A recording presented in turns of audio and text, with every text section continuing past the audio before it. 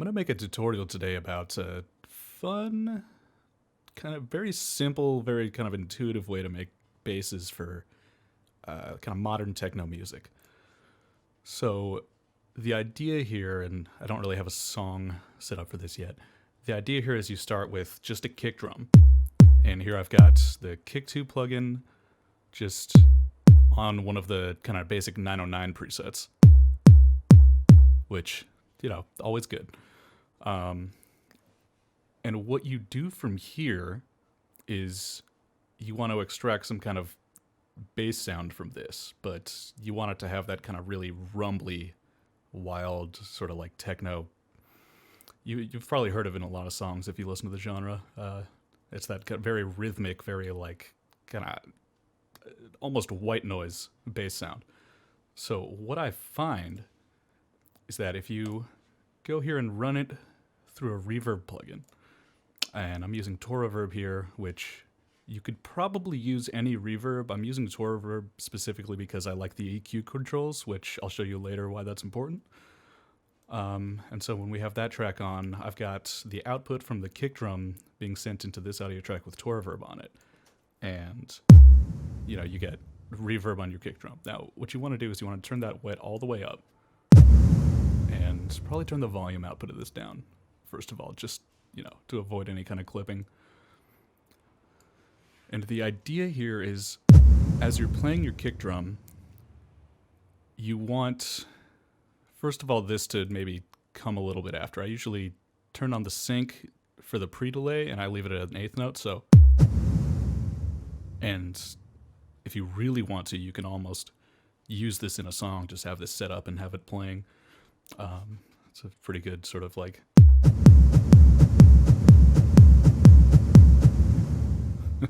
kind of backbeat there. Anyway, the idea here is to change the settings of the reverb so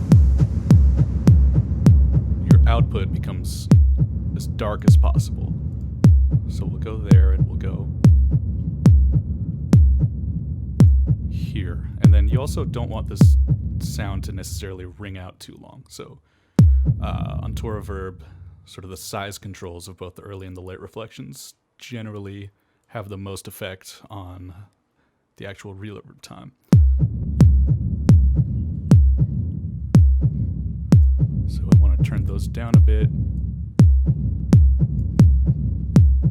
And you've still got a good bit of kind of high frequencies in here. So I'm going to turn those even a little bit darker. And definitely do not increase the bass cut, because then you're just going to lose sort of all of the bass. With Reverb, you can make some choices about this sharp or smooth knob, depending on sort of the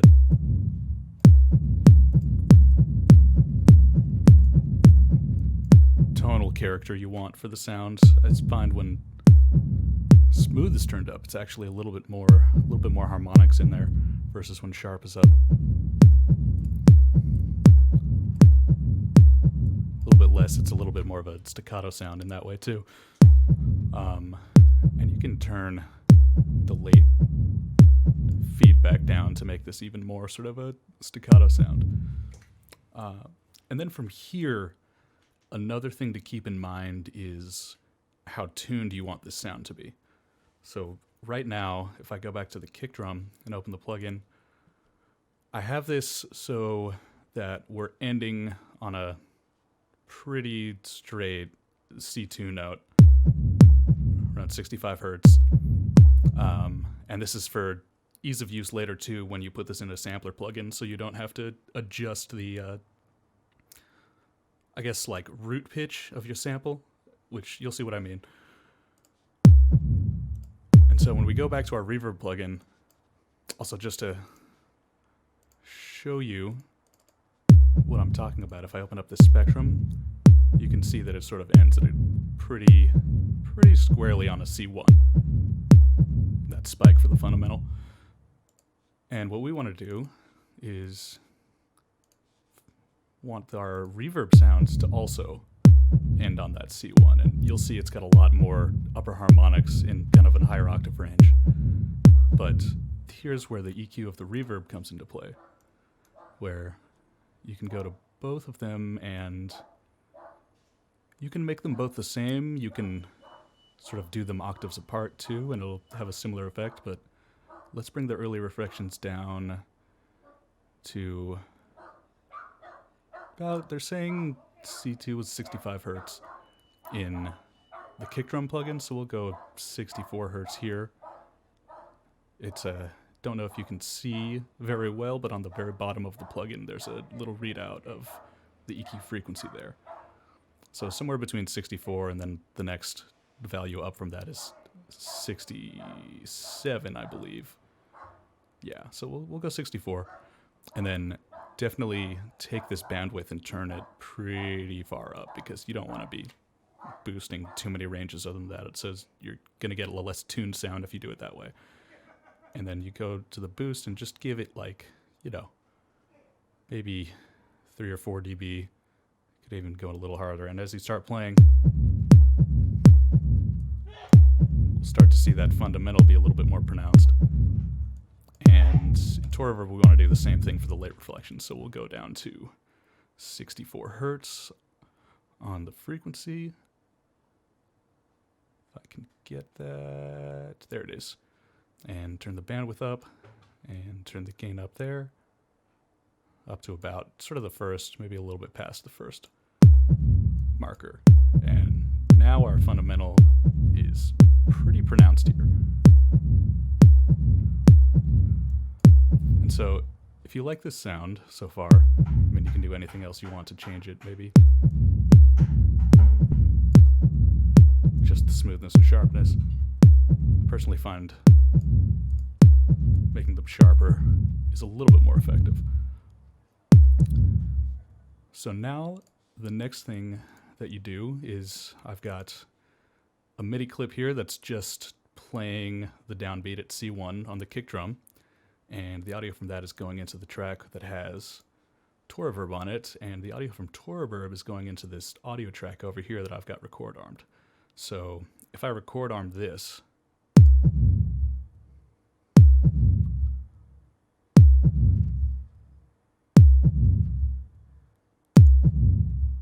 so now we have an audio clip that has this sound that we've made in it.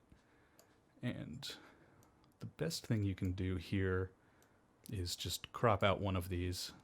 It wasn't really necessary to record all 4 of them, I would say, but I just like to do that for good measure when I'm resampling audio. And it looks like we've got just about the full sound that we've made right here.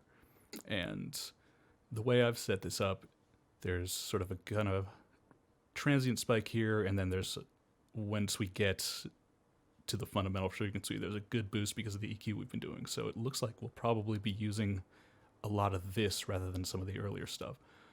And what you can do is you can just crop that sample, and you can go to this simpler track and just simply drag this in. And we're on classic here. I feel like it's generally a good idea to switch this to one-shot mode. And if we record arm this and so my keyboard is all the way down 2 octaves, so I'm gonna bring that back up, and here we've got our sample theoretically playing relatively in tune. If I go to Audio Effects and put a Spectrum plugin on that, and the reason I use the Spectrum plugin here is that I find with audio like this, where it's sort of very rumbly and kind of, you know, bass heavy, the Ableton Tuner plugin is just not quite accurate enough to really pick up on it. So it's better to just look and see where your fundamental is. And you'll see that we're down here in C1, especially when we get to this bump here, which is good because that means you don't have to adjust the transpose of this or anything like that to get it in tune if you want to make, you know, melodic or harmonic songs. If you were to be making more of a atonal song, again, all the steps to tuning the sample wouldn't matter so much. But I find it you know, I like making melodic songs, so it's just my workflow. Anyway, so now that we're here, this sample is like pretty long still, so we want to edit this a little bit. We can go in, and I'm going to just use the part that is definitely mostly the fundamental frequency. And you'll hear that click at the beginning, so let's add a little bit of fade in. And then you can leave it, you know, as long as it goes. I'm going to shorten it up because I like to be able to put, you know, a good few notes, have like cool rhythms in the bass line basically. And I'll do a little bit of fade out on the sample as well. And I'm still getting a little bit of clicking at the beginning when I do this quickly, so.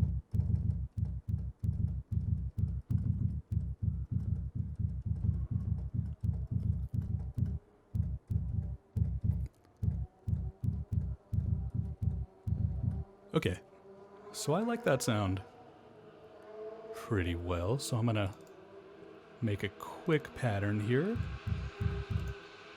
Let's go into 30-second modes just to kind of show you how it winds up sounding when you're actually using it.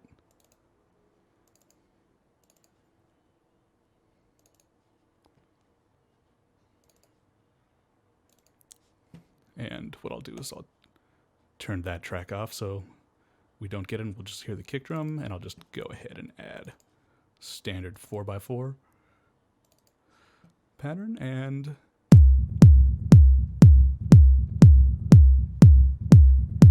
okay, so I'm still getting a little bit of clicking.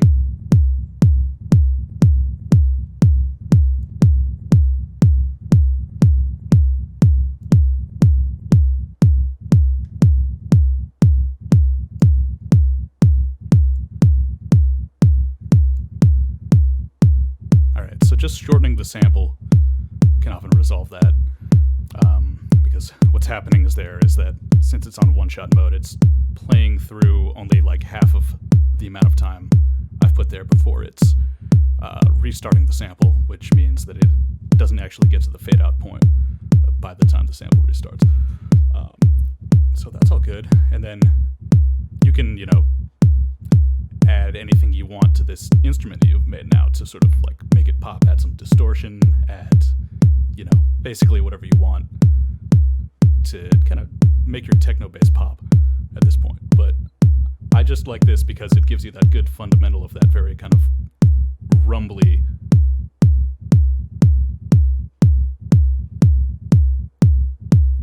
kind of almost white noisy sound, but it's just a pretty easy way to make that kind of sound. All right, well, I hope y'all enjoyed this, and I'll probably be making more of these in the future.